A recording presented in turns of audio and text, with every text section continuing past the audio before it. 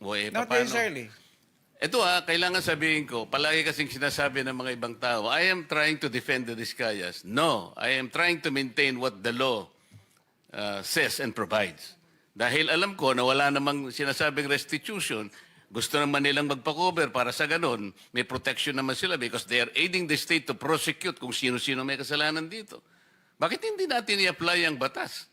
Ngayon, sinasabi mo na naman, tinatanong ko lang, may restitution applied to Yusek Bernardo. He was granted already provisional admission. Ba't hindi mo maibigay man lang yun? There is nothing secret in that. Otherwise, pero meron kayong paborito, merong hindi. Parang namimili kayo. It is a selective process. May I respond, Mr. Chair? Yes, you may respond. Again, we take exception to the statement of the good senator that we are being selective. The process of application... Yun ang ginagawa no, the process mo, of you're application, making a sir... selective application of the law. Sinasabi natin, walang requirement ng restitution. Will you agree? I agree, sir. It is Oh. not explicitly stated in the law. It is not explicitly stated in the law, but... It is not explicitly stated in the law, but you're requiring them to restitute. No, sir. Let me just explain, if you will allow me to finish. There is What- no what? explicit provision in the law calling for restitution. However, there is a memorandum of agreement whereby terms and conditions can be stated therein. And if there is agreement as to restitution, Alam mo, yung the same can memorandum be of included. agreement, hindi siya kasamang restitution. Yung pagka siya ay na-admit na as state witness, kaya mo lamang siya lalagyan ng memorandum so that he can cooperate with the DOJ in prosecuting this case. Precisely, Huwag mong sir. iisipin na i-include mo yun sa memorandum. You are debating from the law itself. There is no deviation, sir. Sabihin mo sa akin kung anong provision that the memorandum will require restitution. There is nothing in the law, again, which states Ito that... yung problema ninyo. Palagi kayong ganyan kung makipag... Ano, sir, we're being very candid with the And then sasabihin nyo, committee. take exception. Kayo ang nagte-take exception, pati batas binabago ninyo. No, sir. If the Diskaya couple would want to be admitted, all they have to do is go through the same process. But it's not a matter only of... Pumunta na sila. Yes, sir. But they have not... Alam mo, si Secretary Boying Rimulya ang nandito. Nag-uusap pa sila dito. Okay? Sabi niya sa mag-asawa, Mr. Diskaya, sige, bukas na bukas, isama mo yung asawa mo, magkikita tayo sa din. Nandito pumunta siya rito. Kaya ang palagay ko noon, processing lang naman. If they will not qualify, okay lang sa akin yun. But, hindi nga sila natuloy sa process because they were required restitution. Kaya ang nakikita ko dito, merong blocking. Di ba? Napakasimple na pinag-uusapan natin, Prosecutor Papadulyon. Huwag na nating i-complicate ito. We apply this law to everybody. Ngayon, tinatanong ko lang, okay lang naman kung qualified si Yusek Bernardo. I have nothing against Yusek Bernardo. Okay lang. Tinatanong ko lang, para yung application ng batas, parehas lang. So, halimbawa, kung wala namang restitution si Yusek Bernardo, why will you apply restitution to these people? Sir, we did not... That was a statement made by former Secretary Rimulya. When they were referred to Department of Justice for processing, it was because there was a legislative inquiry which was going on. And the Diskaya couple, during the time that they were testifying, stated that they wanted to be provided security and protection. Immediately after they went to the department, said security and protection was provided to them without any consideration yet as to their application into the program. The evaluation for purposes of being considered in the program is a different process which has not been completed. That is the reason why they have not yet been considered as possible state witnesses in the It cases was which are never pending. completed because you were insisting on restitution. Drop it. Para sa ganun, kung mag-apply sila at kung qualified sila, pagbigyan ninyo. Yun lang ang ano dyan. No, sir. Again, let me disabuse the mind of the good senator. There is no requirement that for purposes of processing, they will have to go through or they will have to make restitution. Yun nga Because it will sinabi ni still go Boying through Rimulya. evaluation. Sinasabi ko sa iyo, yun ang sinabi niya sa press conference niya. Sinabi niya yun eh.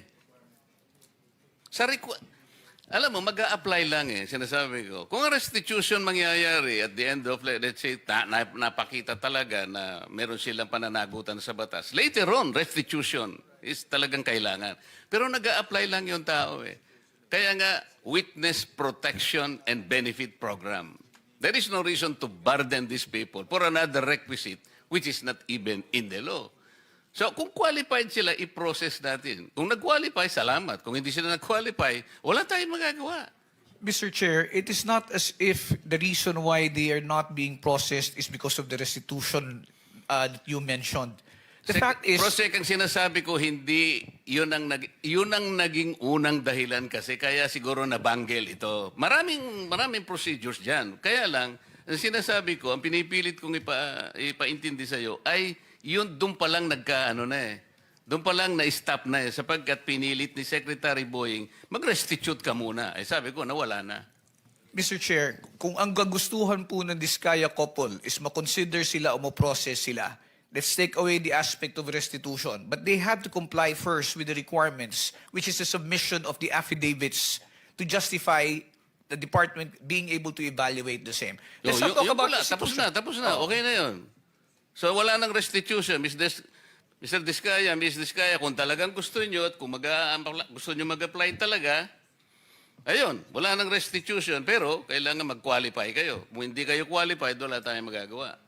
Mr. Chair, may I interject? The Vice Chairman is recognized. I just want to be clarified, PG Fadulyon. Ano ba talagang gusto ng DOJ to be bigyan ng restitution immediately? Kasi may sinasabi ni Senator Marcoleta, there will be a process. What is your stand here?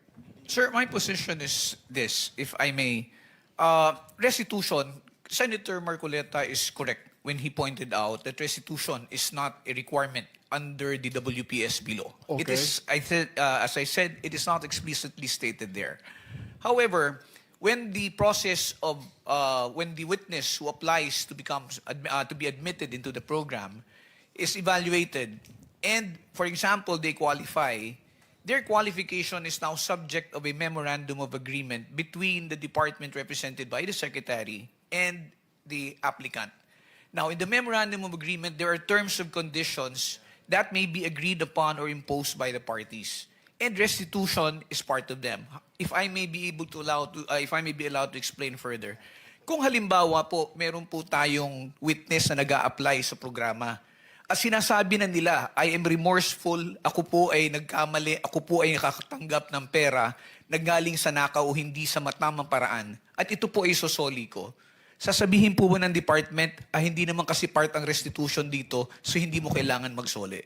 Kaya po yan inilalagay sa memorandum of agreement kung meron man, para lamang po masiguro din ng department na at least kung meron pong ill-gotten wealth, or if a person is unjustly enriched, monies will be returned back to the coffers of government.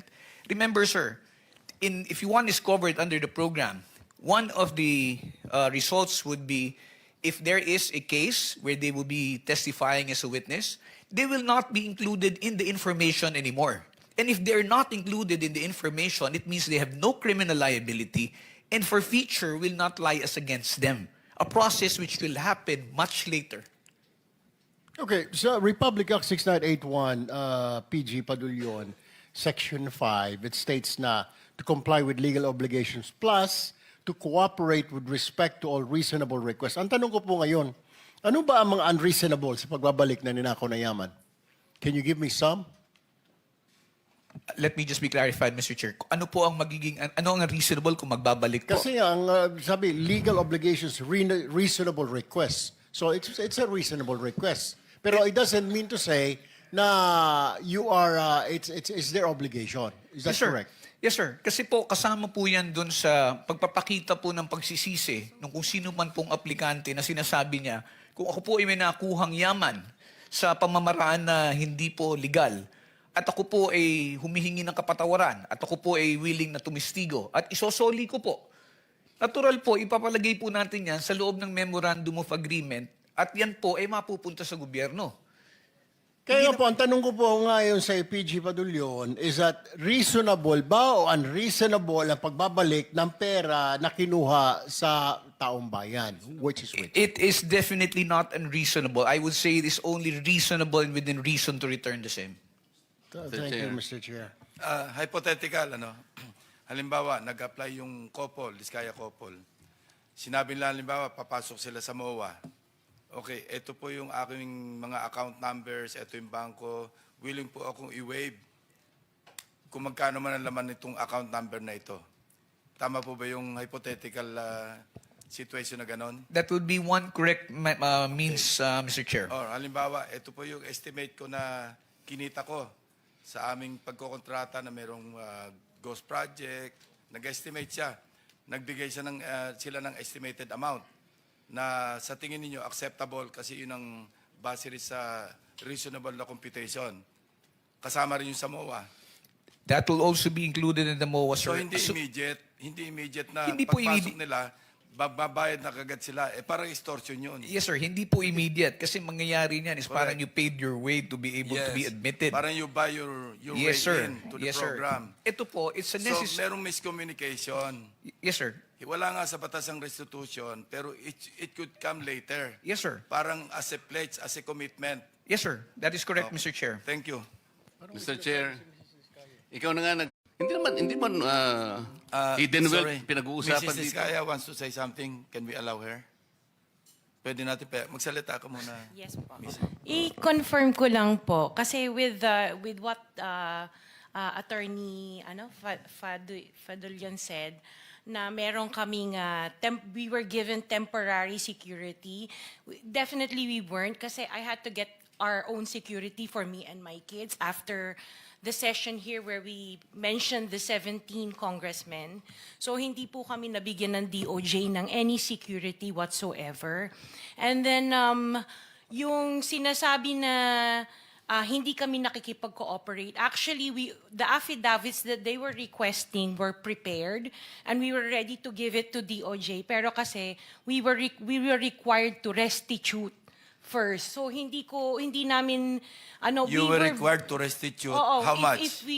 Wala silang sinabi na amount. So hindi Baka- namin alam kung ano yung restitution. Baka stipulation lang. Oo. So it was one of the one of the stipulations PG, that baka was stipulation lang yun. asked of us. Mr. Chair, I am not privy because I am not part of the ones who have been talking Yes. to and communicating Yes po, with the opo. Diskaya couple. So I will have to validate that information, Mr. Chair, as to whether or not So- restitution was made a condition. Maybe you can renew your application. Actually, hindi din Puntahan kami... nyo na lang si PG Padulyon. Opo, hindi na po kami, we are 100% trying to cooperate with whatever is asked of us. So when Mr. Diskaya was let out for a half day to do the ledger, nagpasa po kami ng ledger ni Yusek Bernardo nung day din na yon. Pero hindi din pinansin. It parang sinabi sa amin, the case will go on Okay, even without para the lang kasi ledgers. 490 na, no? Sabihin lang lawyer ninyo, mag-coordinate sa DOJ. Andito yung director ng WPP. Kung makipag-ugnayan, para hindi tayo dito nagba-back and forth. Hindi tayo matatapos eh. Kasi I think there's a lot of miscommunication eh. No, iba yung interpretation, iba yung interpretation. Yes, So, Mr. Senator Chair. Risa, you're about to... Yes, salamat Mr. Chair. Since sinabi ni Ms. Diskaya na gusto nilang mag-cooperate 100% sa mga investigasyong ito, just to make of record explicitly, bukod po sa sinabmit na nilang mga proyekto ng Alpha and Omega 2016 to 2022, iniintay pa po ng komite yung mga proyekto 2016 to 22 ng St. Gerard, St. Timothy, Amethyst Horizon, St. Matthew, Great Pacific Builders, at Elite General Contractors. Plus po, yung mga joint venture agreement projects ng mga Diskaya taong 2016 hanggang 2022 din, Mr. Chairman. Salamat po. Thank you. So, salamat Mr. Chair at siguro baka magkakaroon ng panibagong pag-asa yung mag-asawa na ito. Pero Prosec Padulyon, huwag mo nang ipipilit yung restitution na yung ilalagay mo sa memorandum. Mali yun. Para matuloy. Kasi nag-a-apply lang naman eh. Baka naman, ang totoo niyan kahit, Mr. Chair, kung... Actually, hindi outright yung restitution. Parang pledge yan eh. Parang willing kami mag-restitute. Parang ganun lang. Hindi outright kasi pagka-outright, parang extortion yun. Hindi, maski na yung pledge eh. Wag na muna nating ilalagay kasi parang nababahiran ng ano eh. Unang-una, hindi nga natin alam, magkano ba yung re-restitute? Sino bang magkukwenta? Sino magtatago nito while nandyan yan? Paano kung halimbawa hindi naman na kumpleto, hindi sila nag-qualify, o kung nag-qualify man lang sila as state witness, later on nagkaroon nga sila ng konting sablay, pwede rin naman silang i-discharge as state witness. What happens to the restitution? Kaya para wala kayong sagutin, wag nyo nang ipipilit yun, wala kasi sa batas yun. Okay. I would suggest Thank that you, the lawyer Mr. of Chair. the Diskaya couple will just coordinate with the DOJ. Okay. Settled? Para mag-renew yung application. Yeah, thank you very much. So, meron pa? Thank you, Mr. Chair. Thank you very much. PG, you want to say something pa? Sir, ulitin ko lang po, yung pag-admit, pagpasok ko kasi sa pag-apply sa program is voluntary. That's why we cannot coerce or force anybody who wants to be admitted. However, yung sa sinasabi lang po ni Senator Marcoleta, una-una po liliwanagin ko, hindi po ako nag-i-impose ng conditions na ilalagay sa Memorandum of Agreement. It is an agreement between the Secretary of Justice representing the WPSB and the applicant. Now, as to whether or not restitution will be included there will depend on the evaluation of whatever statements will be submitted to us. So, gusto mo talagang patagalin itong usapan na to? Pinaliwanag ko lang, Tama na. pinaliwanag ko lang ho, sir. Pinaliwanag ko lang ho. Okay, okay. So, members, would you like them to continue reading yung ledger, the contents? Sige. Continue, Mr. Diskaya. Congressman Romulo, care of Angelita Garucha and D. Aris. August 25, 2020, 3,915,000. January 17, 2022, 5,403,000.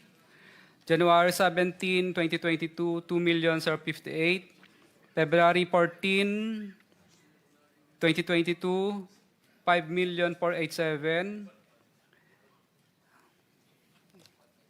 Wait.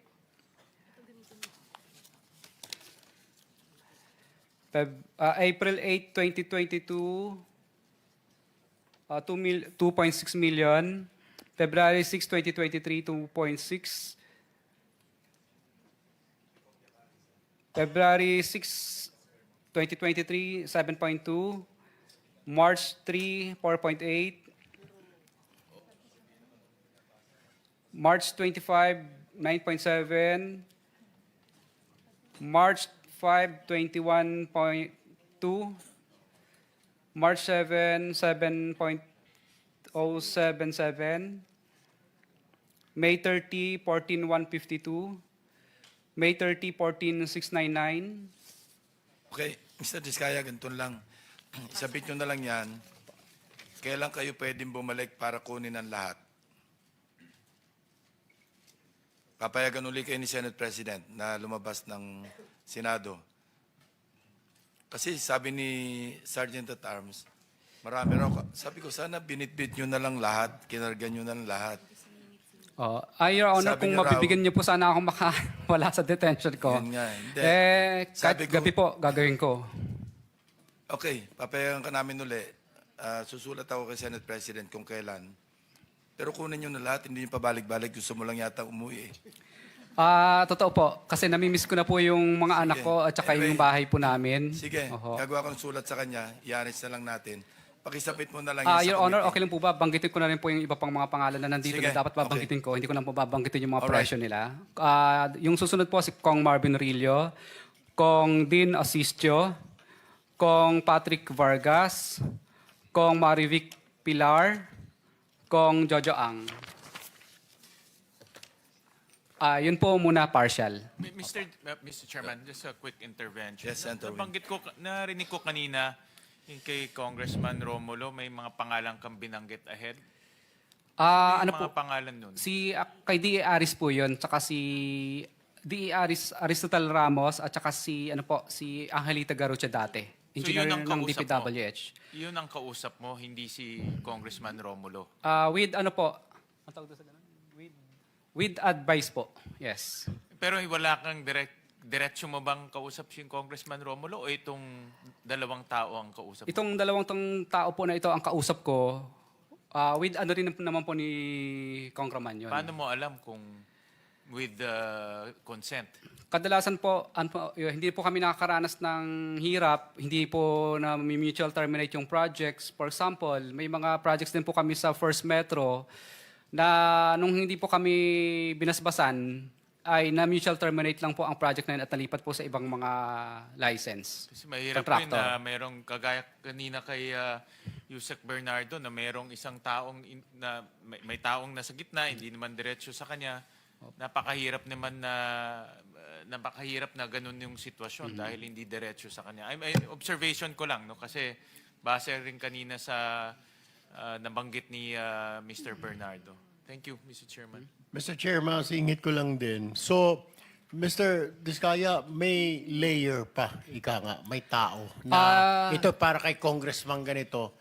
Pero sila ba mismo kumukuha o may tao? Tapos, naku-confirm ba na tatawagan mo yung mambabatas na, Sir, natanggap mo naman, baka mamaya, dinala lang sa bahay nung courier o nung tao?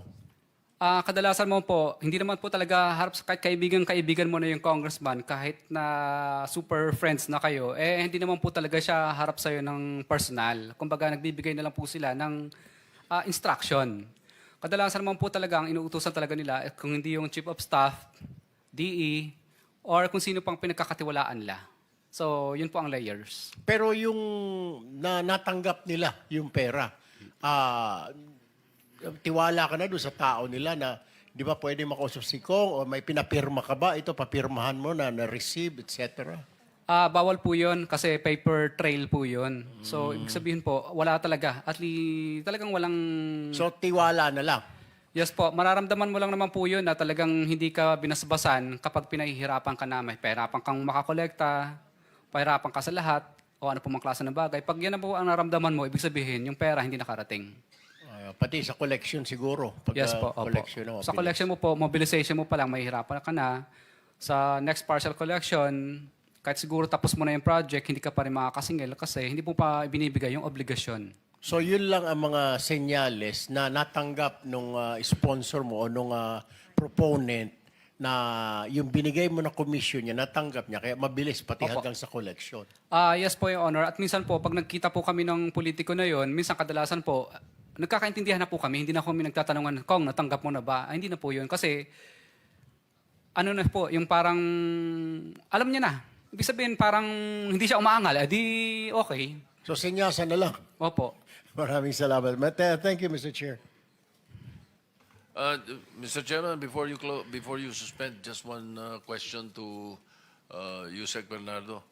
I am in possession of some documents. Is it true that the DPWH owes the mother-in-law of Senator Grace Poe sa right-of-way? May I, Mr. President, ano po Yung DPWH, may mga utang sa mother-in-law ni Grace Poe tungkol doon sa mga right-of-way. Malaki yung halaga. Ito yung listahan nyo. Parang may naaalala po ako during that time that they were following up some right-of-way claims. Sige. Mr. So meron Chair, talaga. but sorry po, Mr. Chair, I'm not... Oh, hindi nga ikaw, pero yung DPWH. Meron po, itself. meron po. I remember po na merong mga parang Quezon City po yata yun if I'm not mistaken. Correct.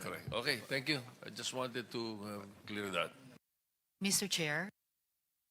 Senator Risa. Salamat, Chair.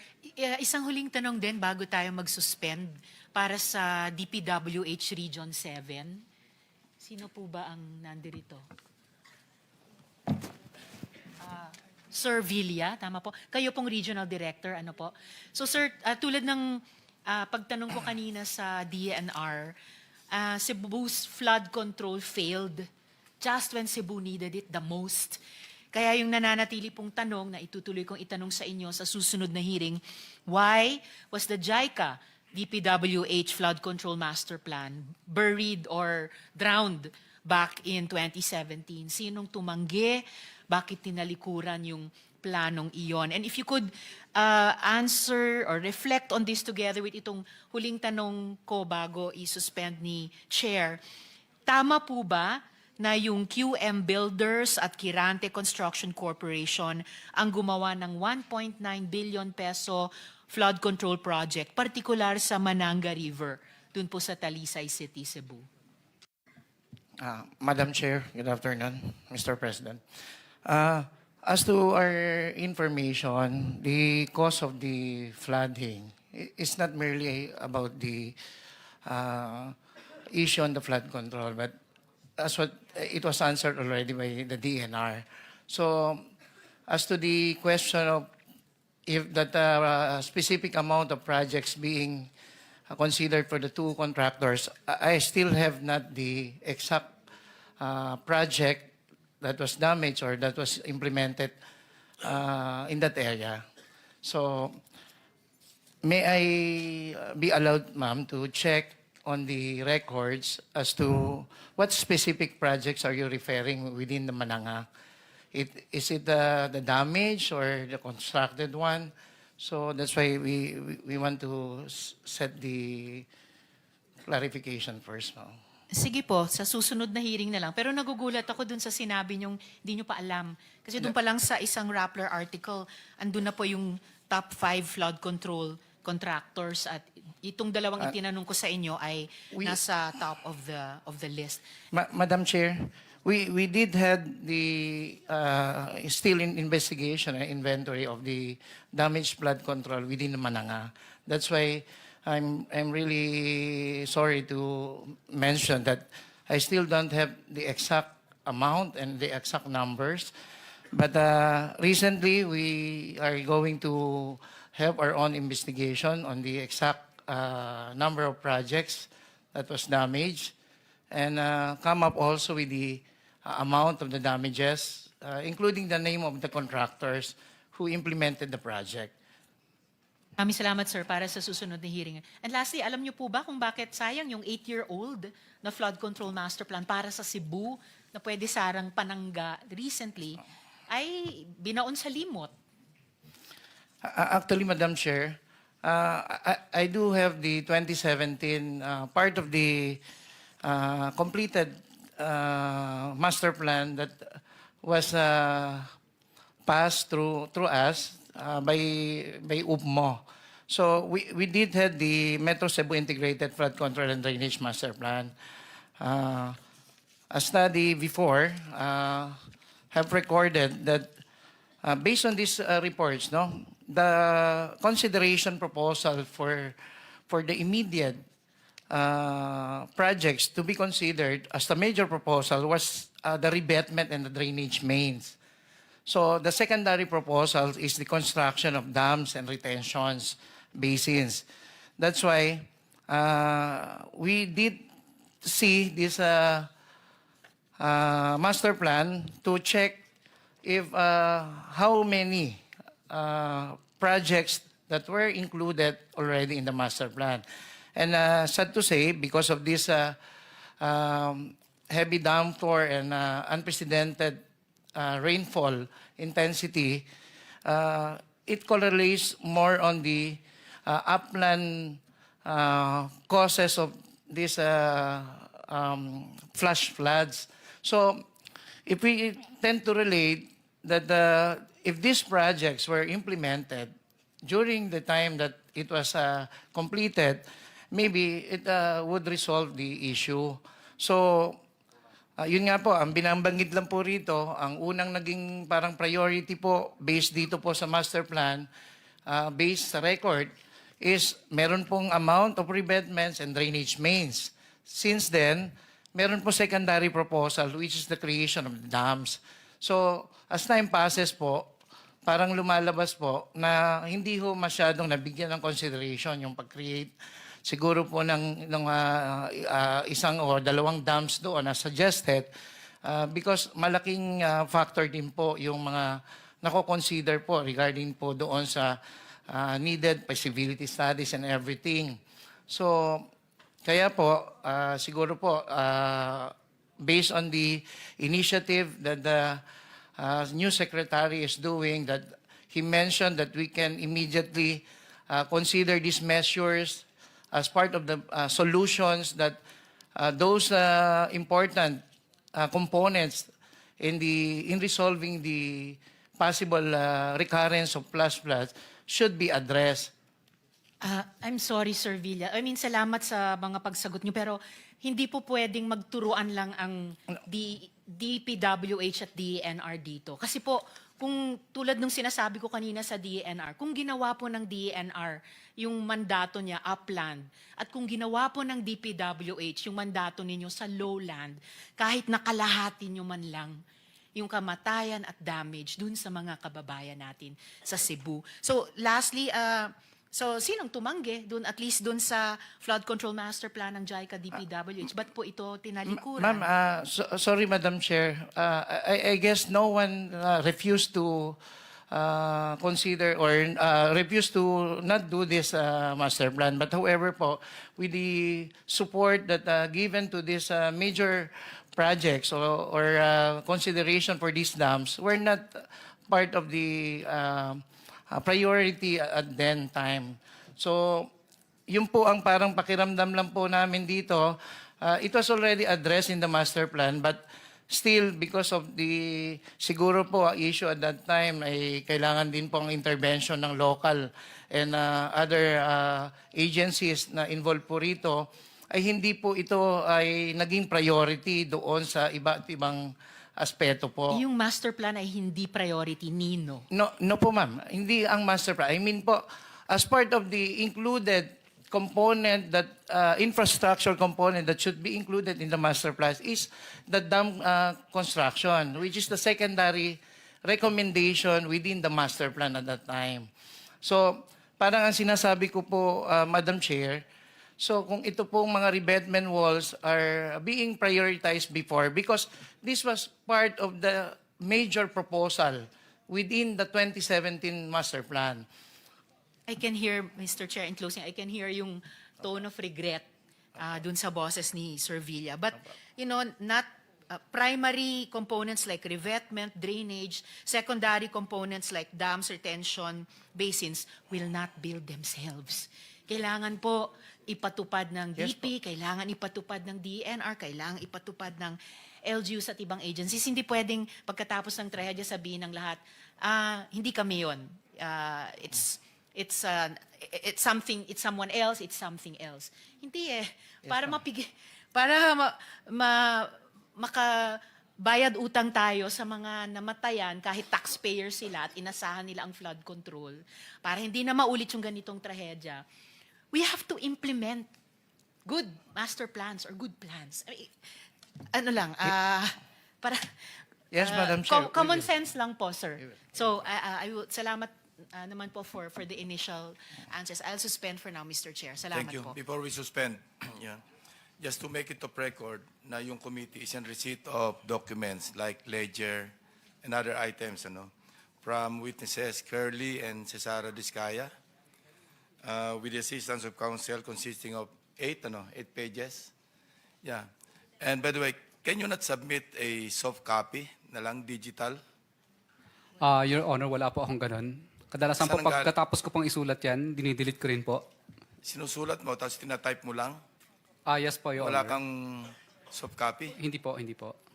Kasi baka po mabasa ng Anyway, sige. kahit sino. Just wait for our notice kung kailan ka uli uuwi. No? Sige. Thank you very much. In the meantime, I'd like to remind again your lawyer to coordinate closely with the OJ para walang miscommunication. PG Padulion, aside from Yusek Bernardo, meron pa bang ibang na-admit provisionally? So far, Mr. Chair, it's only Yusek Bernardo, but the evaluation as far as the application of Engineer Henry Alcantara and Bryce and JP Mendoza are still in the process of being considered. I am not privy lang as to when it will actually be allowed, granted, because I'm not part of the approving team. But I know they are being processed also. Thank you. Thank you, sir. Thank you for the information. So with that, the hearing is suspended until further notice. Thank you very much and good afternoon. Happy weekend.